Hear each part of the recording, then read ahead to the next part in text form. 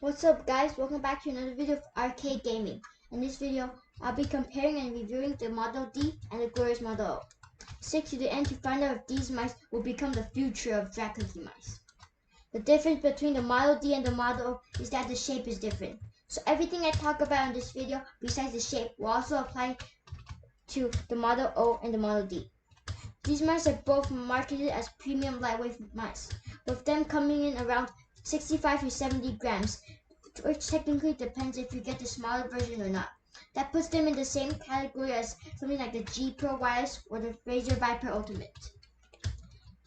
But the main difference is that Glorious mice only cost $80, link in the description, and the other ones cost $100 to $150. And that's why Glorious mice are super competitive when it comes to gaming. Unboxing, both mice are pretty much the same, but it came with a USB cable if you want to play on wired versions instead of wireless. The Model D is a large right-handed ergonomic mouse. The Model D has roughly the same size as the Razer Defender and is a large mouse. If you've never used an ergonomic mouse, they expect it to fill up your entire hand. The good thing about the Model D is it feels really good when you rest your hand on the mouse. But it really depends on what type of grip fits you the best. But this mouse is more for people with larger hands. The Model O is an ambidextrous mouse, even though it only has side buttons on the left. The Model O has the type of grip that makes your hand have the same weight on both sides because of its symmetrical shape. Both of these mice come with a smaller version, so the Model D also has a Model D minus, and the Model O also has a Model O minus. And it doesn't matter if you have small hands, because Glorious also has you prepared with smaller versions. They have the same mouse feet and are not bad, but I would recommend something like the Corepad mouse skates or Tiger Ice skates. So now let's talk about the button quality.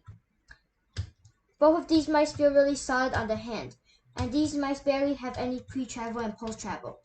The build quality is basically the same, but I've heard some people say that when you slam the Model D on the table, it will sometimes register. But you also have to intentionally be slamming for it to register. All in all, Glorious has improved the build quality and made a difference between older mice that they have made.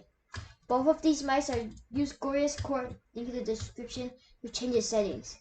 The good thing about it is that it has adjustable debounce time, and the better part is it goes all the way down to 0 milliseconds. And when you set it both down to 0 milliseconds, they will double click and drag click pretty well. The coding is not as good as something like the Cone Pro Air, but they can be fixed by putting on electrical tape. Both the left and right clicks on the mice use KO 8.0 at your switches. The clicks are a little bit heavier, but I'd not say they're pretty solid. The clicks are not as bouncy as something like the G Pro Superlight, so you can not jiggle click on it pretty easily. I don't know if it's just the KO 8.0s, but I like to see Glorious mice have bouncier clicks. For butterfly clicking and drag clicking, the clicks are completely fine, but for jitter clicking and normal clicking, the clicks should be a little bit better. In conclusion, should you buy the Model D and the Model O? I think more people want to buy the Model D wires, even though a lot of you already know that the Model O is a good mouse. But if your hands are too small, you can always go with the minuses. I always just think the Model D clicks could be a little bit bouncier. If they change it, it'll be one of the best mice. If your hands are still too small for the Model D minus, you can always go for the Model O. Thank you all for watching. Please consider subscribing. That helps out a ton, and see you on the next video.